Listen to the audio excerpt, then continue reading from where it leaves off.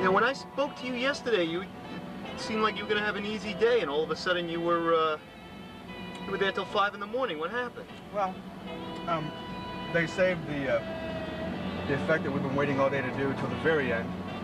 Right. And they have to go over because that was the second to the last day of George's shoot. So they had a lot of catching up to do, a lot of incidental scenes to shoot. And I had a big cleanup. There was massive pizza around, and I have to eat pizza, you know. Right. Just some cleanup and stuff. Basically, that's it. Till 5 in the morning? Well, by the time I got back, I went and had some breakfast, too. And the scenes with the, how did the scenes go with the ghosts? Because we shot a lot of footage of those people walking around and the... No, that's going to be interesting if it works. It's going to be a superimposition. Right. You know, they shot them without the ghost, and they shot with the ghost, Right. with lightning flashing. So in the superimposition, the only time you'll see the ghost in the scene is when lightning flashes, like a quick wash of light across figures, you know. And this is being done in the camera optically, right? Uh-huh. Maybe you should load the radio so I can hear you. Oh, sorry.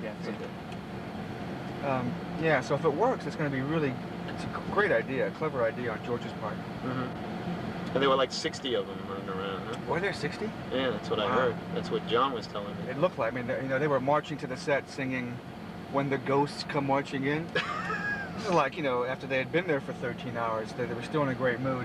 The ones that stayed were the really hardcore fans, you know, they were like asking for autographs from everybody later, you know. It was Right. Cool. Right. I noticed a lot of the kids were coming up to you and asking to be zombies already in Night. Sure. And I just tell them, you know, if you're here, chances are you'll be a zombie. That doesn't mean like thousands of people should come from all over the country. That's right. Sometimes they do. I mean, they did on Day. Do you think George will ever do another Living Dead film? I don't Make know. the one that he really wanted to make?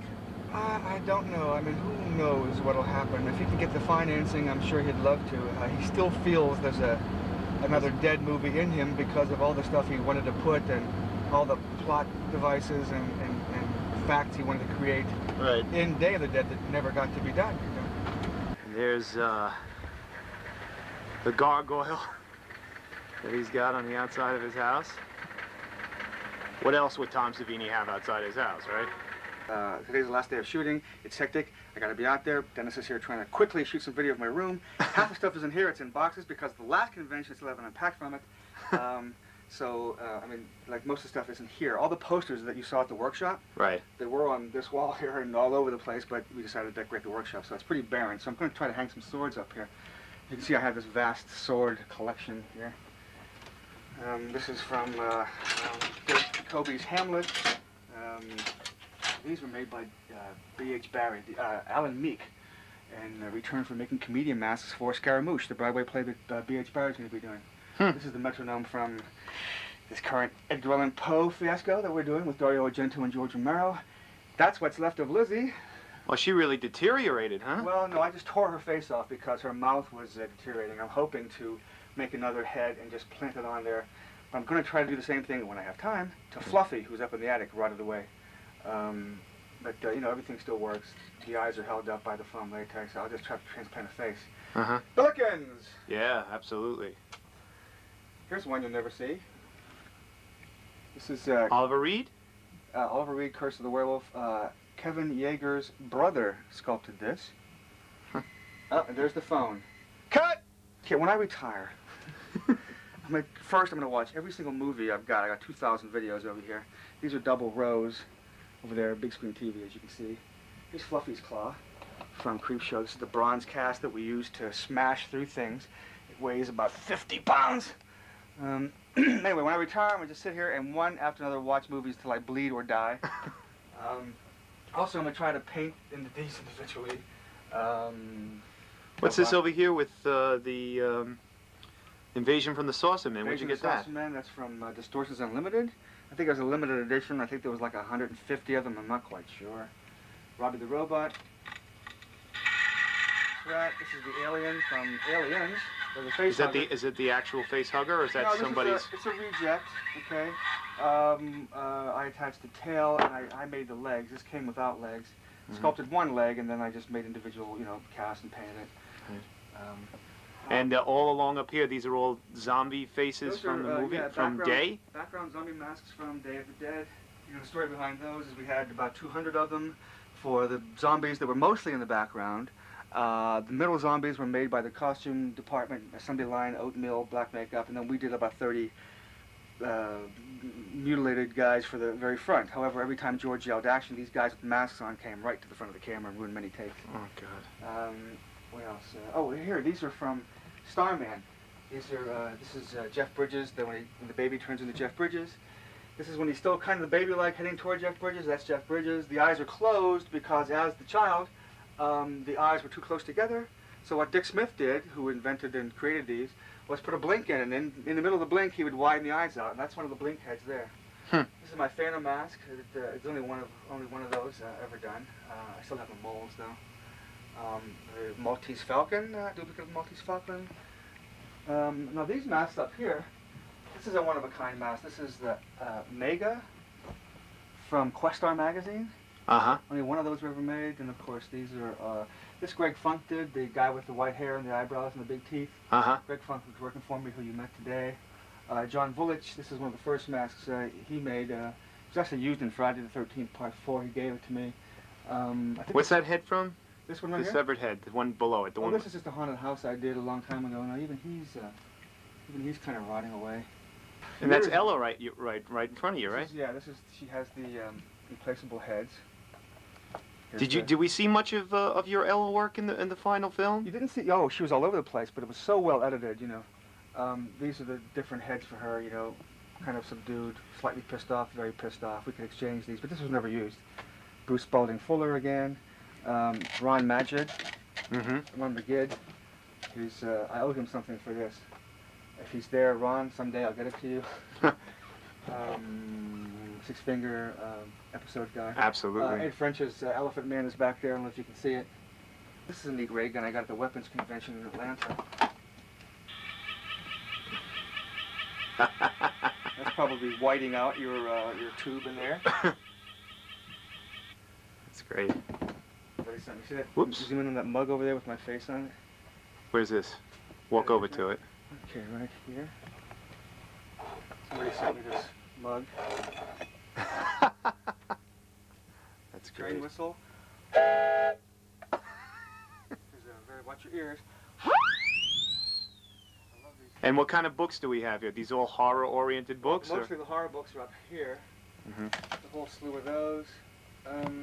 Mainly it's books on makeup, stuntmen, photography, Harvard classics, you know, all the special effects things. I mean, and without looking at these titles, you know, it's obviously the Industrial Light and Magic thing. I mean, all these things are so valuable. Look at this great thing. Phantom of the Opera book. Wow. Isn't that great? Beautiful. And of course you've seen the Dracula one, I'm sure. You know? Yeah. Those are the Hildebrandt brothers, right? That's right. Now, is this a Hildebrandt? This Frankenstein? No, this is Bernie Wrightson. Yeah, that's classic. That's incredible. There's a Hildebrandt Poe, too. Do you have that one? I don't think so. No? I gotta get it, of course. I want to know, what's with the long hair, Tom? Well, I'm playing a part in Edgar Allan Poe, the Dario Argento thing. And with my mustache and he wanted my hair real long, you know, I play this killer from the Berenice story of Poe, and I think I look more demonic with it. Yeah. Also, it started when I did this film Heartstopper, which is probably going to be... This is John Russo's film. Yeah. It was originally called The Awakening, but they were afraid it would be connected with the Charlton Heston thing, right? So my hair got kind of long in that. I played a detective in that, and I just decided... You know what it was? They did a colonial thing, and one day the makeup girl attached a ponytail to the back of my short hair, and I really liked it. Now my hair is longer than the ponytail she stuck on, you know. I don't know, I just like the feel of it. I've never had, except for the 60s. Yeah, I've never seen you with your hair so long. Yeah. This is a bust of my dad I'm working on. Dad died about 1984. So I'm trying to make this bust. I'll do a silicone mold and duplicate it in plaster for my brothers and sisters. You know. Oh, that's nice. Creature from the Black Lagoon head. And where did you make that yourself? No, this is from the actual pool, the mold that I think Stan Winston has, okay? I gotta get around to painting this eventually. Right now it's stored in this wig that I wore Halloween in that trading card 62, I think it is. This Island Earth. Where did that come from? The guy gave this to me at a convention in New York. I used it to, everything I bought at the convention, I stuck inside it so it fit in my car a little better. This is a movie that a creature from a movie a guy wanted me to do. I did a maquette for him. See, it's got a withered arm over there. I did this a long time ago. This is a sculpture a guy in North Carolina gave me. Wow. And I used it in my the opening of my episode of Tales from the Dark Side, the family reunion about the little kid that turns into a werewolf. Right. This is the thing that spins around in the foreground there. This is also... Are you going to be doing any more of those? Well, I got a call yesterday, 2 days ago, from Michael Gornick about maybe doing a monster episode down the road.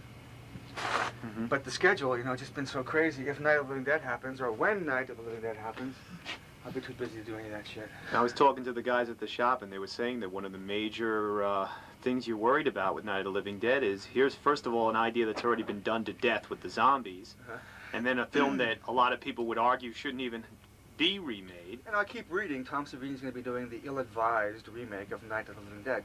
It's preposterous. It can be. It's a story. It's a movie. The screenplay is done, or it's in a first draft. The screenplay is definitely done. It's very. It's unique. You'll hear. It's the same original story with lots of twists and turns, and characters do different things and have different roles. Right. Well, when I say. But it's still roles, the same idea of these people are in a farmhouse. Exactly, same idea. But when you expect things to happen because you're familiar with the first movie, there'll be these twists and turns that happen to make it more interesting. Plus, the original story of Night of the Living Dead in the remake is over probably 50, 60 minutes into it, and then it continues. Right. So it's a remake and a sequel. I have to remind people and reestablish what death means in the very beginning of the film somehow. Still working on that. I got some great ideas. But once it can do that, then I think they become scary because, one, we're first planting thoughts in your mind, Right. which Friedkin did so well in The Exorcist, and then he used them on you later subliminally. Mm-hmm. I hope to do that with death. Death. Everything's dead. I hope the look is going to be dead if we shoot in January, November. Mm-hmm. The house should look dead. Everything's dead. So if I can punch that dead thing in there and make a familiarity with death again. Because we try to avoid death all day. We never think of it, you know. Right. It's not going to happen to me. They're going to discover eternity before I have to die, you know. Right. All that, we don't think about it really. So if I can plant that in you beforehand, like in the opening frames, then maybe I can make it a little more scary. You know, when there's little families that get created when you're making a film. Right. I'm associated with George Romero. You know, John Carpenter has his guys, Dario Argento, which I'm now becoming. Yeah, this is what I want to do. What's it like working with Dario? I haven't worked with him yet. I only work with him in discussing the effects and all that. And he's brilliant. He's wild. He's eccentric. He's slightly mad. But his films. And he gave you a copy of Opera, so you've seen Well, Opera. no, he didn't give me a copy. He brought it back from Italy and with a cassette. And what did you think? Oh, I loved it. You talk about a mood. You know about those angles that begin on the eyeball and just go around Right. the world, you know, Yeah. events, through dressing rooms, you know. Where are we going? Now, why would you willingly show somebody your toilet? You know, this is silly. But there is this reflects, you know, the tone in the bathroom. Big deal. Tom Savini's bathroom. So this is basically it? Yep. Except for the attic, which you can't even get to. Okay. I have to crawl over stuff And you myself, say Fluffy's you know. in the attic and she's falling Fluffy, apart? Jason, a slew, so many more masks than you've seen in my bedroom. I want to put some more shelves along the ceiling and get like masks all around my room. But there's masks in bags, there's masks in boxes. I have so many masks. Yeah, she looks pretty good There's from the Ella. front here. What was it like working with the monkey? It was a lot of fun. They were so affectionate. I mean, I have cats. I have lots of cats here, and I love animals. But they smelled bad. But they were funny. They like lay on your shoulder with their head, and you could feed them a lollipop. You know, they were just great. Whose life mask is that up there? Boris Karloff. Wow. Yeah, I just got a hold of Basil. Did you get a Rathbone. cast of that through Fori, or? How did I get that? Steve Patino, I think. Oh, Steve I had think it. Steve sent me that. Yeah. Yeah. Here's this is one of the conventions. I don't know if you can see that. If you're Yeah, you can see fine, sure. This dragon is eating my head here. Dolph Lundgren and Leah in Africa from Red Scorpion. Lon Where's that Chaney, pointed at? Right here. Uh-huh. Lon Chaney. My son Lon. Some more swords up here. These are nice ones. These are the first ones I ever got. They're from England. Stainless steel stage fighting weapons. Why the fascination with swords? Oh, ever since I was a kid. I've been a fencer all my life. My brothers used to fence in the backyard. I love all the swashbucklers, Crimson Pirate, anything Burt Lancaster, Errol Flynn. You know, I just am into swords. And I'm a certified stage fight director, you know.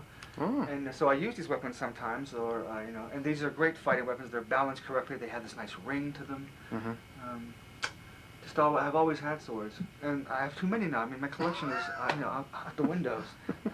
So we can look forward to seeing you as the killer in this in the Dario Argento section of Yeah, the you film? know, and the script just says that the scene opens and they're taking me away in handcuffs, but who knows what Dario... Aren't you supposed to, like, take teeth out of a corpse Yeah, or I've already something? done that when you discover me. The corpse is lying there with her teeth all missing. And Why? dental instruments. Berenice, the Edgar Allan Poe story of Berenice, about the monomaniac who is in love with his cousin. He fixes on her teeth.